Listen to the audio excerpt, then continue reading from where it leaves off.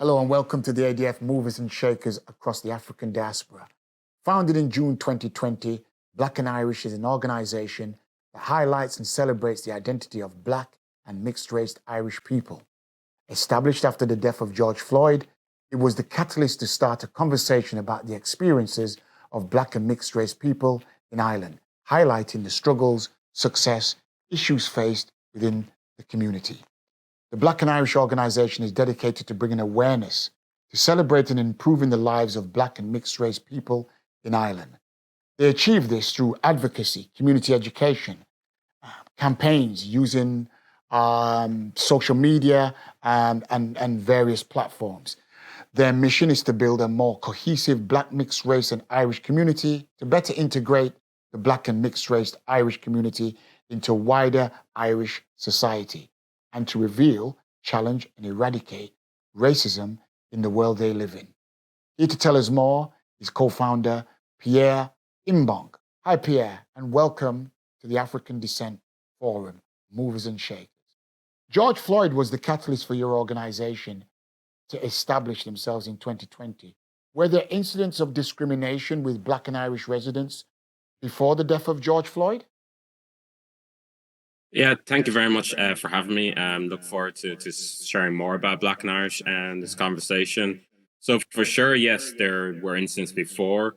I guess there's maybe more under the radar, subtle, maybe in many of obviously the stories that were shared when we started up as Instagram page, people sharing their experiences of feeling discrimination or racism in school, in their daily life, getting about. So it was always there.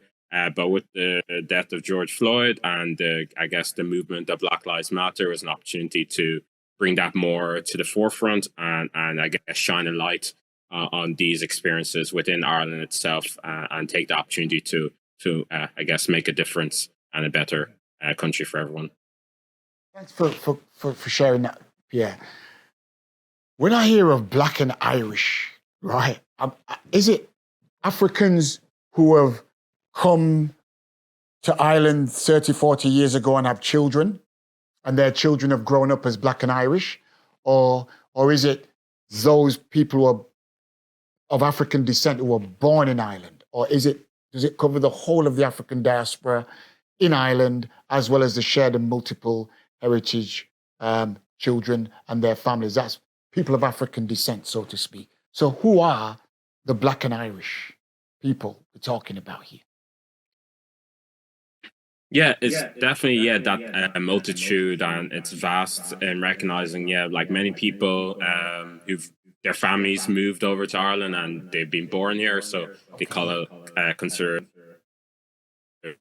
but also recognizing their African heritage, or for many who were born in Africa, like myself. I was born in Cameroon, but I've grown up in Ireland, and this is where I've settled so recognizing those kind of dual identities of having your African background, African heritage, but also seeing Ireland as also very much part of you and who you are in terms of how you've grown up. So it's recognizing those kind of dual identities that can be celebrated and recognized. And that's what we wanted to give the opportunity for people to have the opportunity to own that and celebrate it, and not feel like they're fighting all the time with are they Black, are they Irish, but that they can actually be both and really own that. And I totally agree. You can occupy those two spaces at the same time, easy enough. And to be honest, something new will emerge eventually, won't it? Whatever that might be. But it sounds, 2 to 3 years on, you're still growing. Whatever this, the whole hybridity of it all, what is it going to be in 10, 15 years' time? I think it's an exciting journey that the people of African descent in Ireland are on. And when I say that, I include the shared and multiple heritage people as well. So how was the people's voices heard before Black and Irish was set up, or didn't you have a voice at all?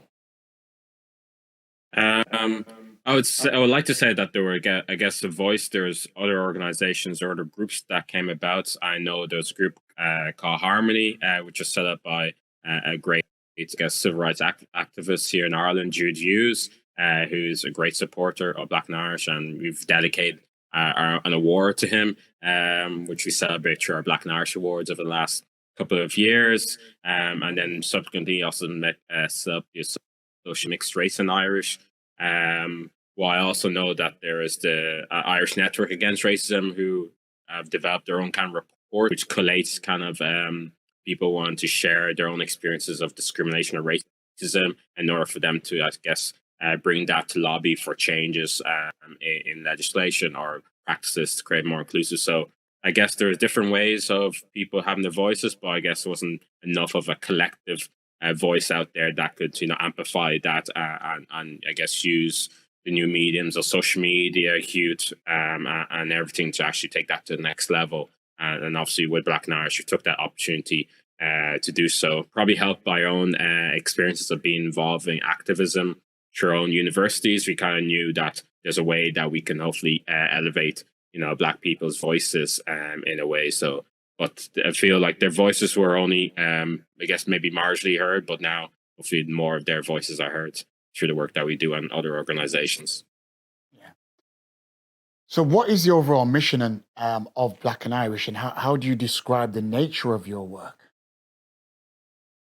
Yeah, I know you said it out there in the intro in terms of what we kind of do in terms of trying to create a more inclusive and equal society for all, trying to eradicate racism and trying to advocate for the Black and mixed race community. But ultimately, yeah, we want to create a more equal and inclusive Ireland for everybody, but particularly for our own community. And it's everything that we try to do in the areas that we work in, whether it be in education, whether it be in business, media, sports, because we know our community are in those spaces, and they want to be involved in those spaces, and they have the great opportunity to make a change and a difference in those spaces too. So that's where we're trying to work, and hope that obviously will resonate across Ireland, which is becoming more more ethnic and more diverse. So we want that to be reflected in all areas of society. So yeah, whether we're working on advocacy, whether we're working on events and community engagement, or working with partnership with businesses, it's all with the ultimate game of creating a more equal and inclusive Ireland for our community. Wonderful. And who are the I would say then that everyone's a beneficiary. Yeah. Yes. Everyone's a beneficiary of that. But how do you engage with the audiences, please?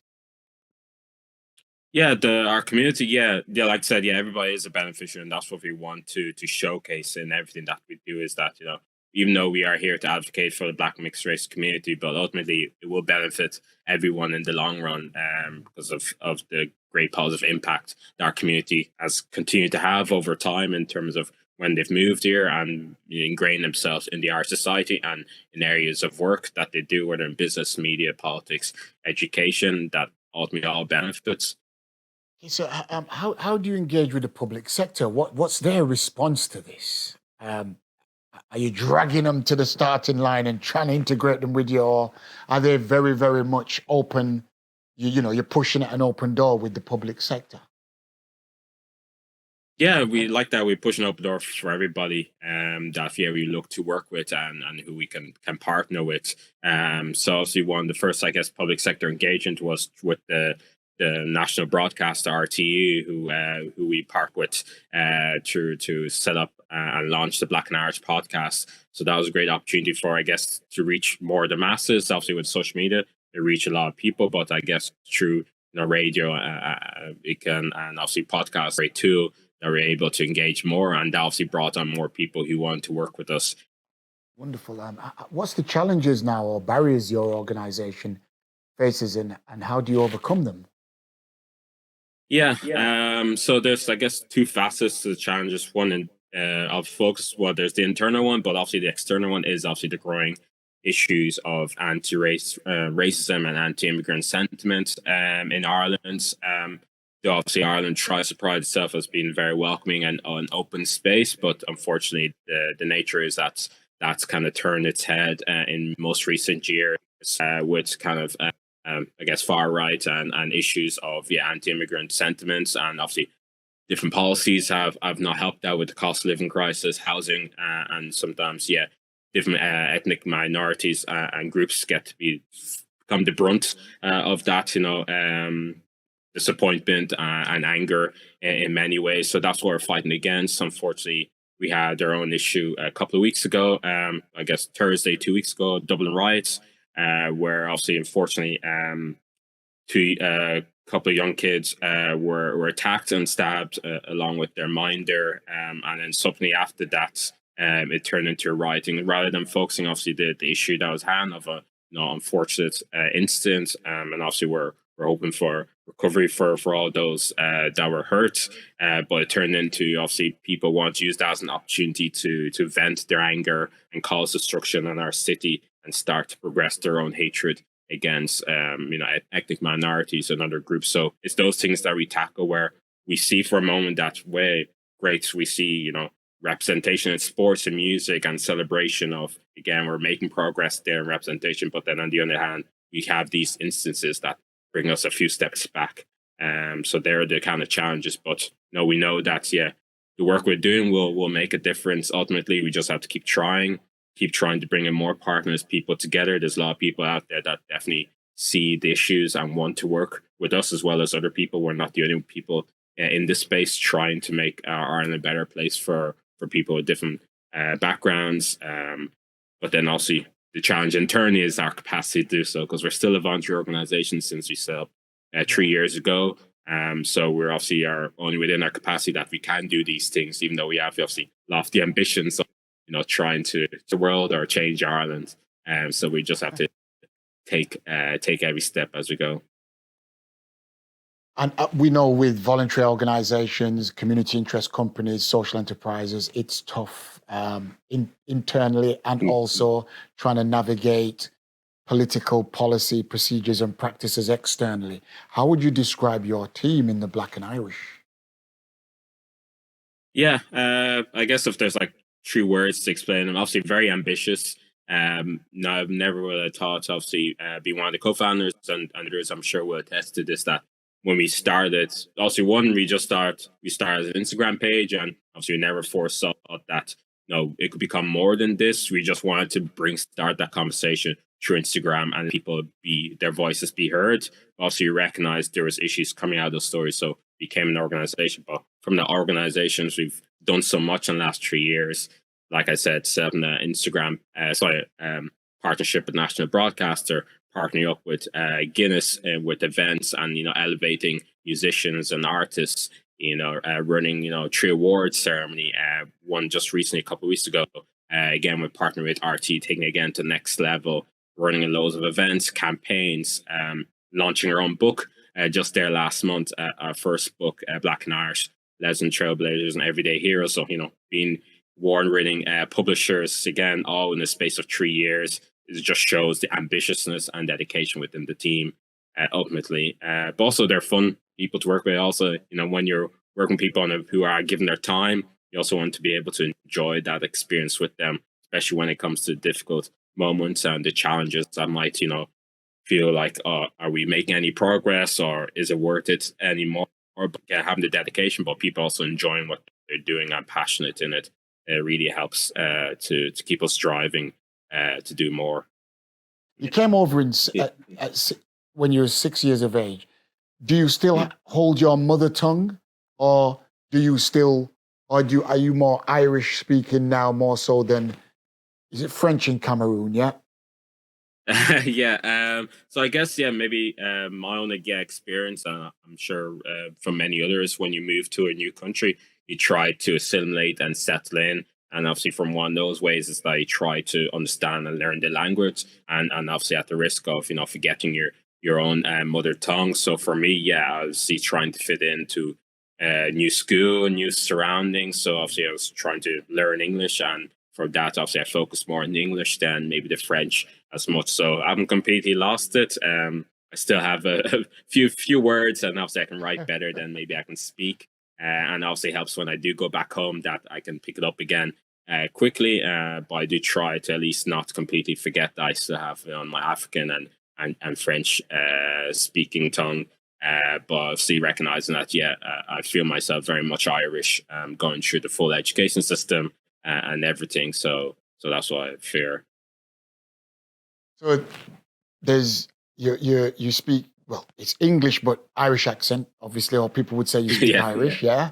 French, that's from our colonial past. And what's Yeah. your tribal mother tongue? Oh, Bassa. So how would you say hello in Bassa? That actually, I've even forgotten. All right, no You have to problem, ask no me again. problem. Yeah, yeah. Maybe next time, yeah? So I'm going to say, Yeah.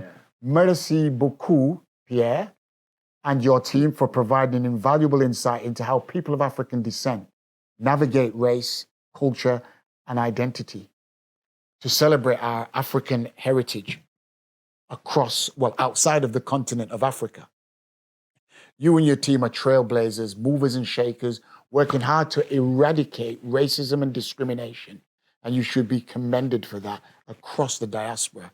On behalf of the ADF team and I'm sure the African diaspora, we send you infinite blessings for all your hard work. Keep in touch, and we'll see you again, I'm sure, in 2024. Yeah. Thank you. And obviously, I should probably say Osquega, Guramila Margaret. Thank you so much for having me. It's been a pleasure speaking to you. And yeah, look forward to future engagement. And really, again, this is all down to I guess everybody, not just the team, but the whole community who've again made Black and Irish who they are and need to make for the future that is to come. So, merci beaucoup and take care. See you next time on the ADF Movers and Shakers across the African diaspora.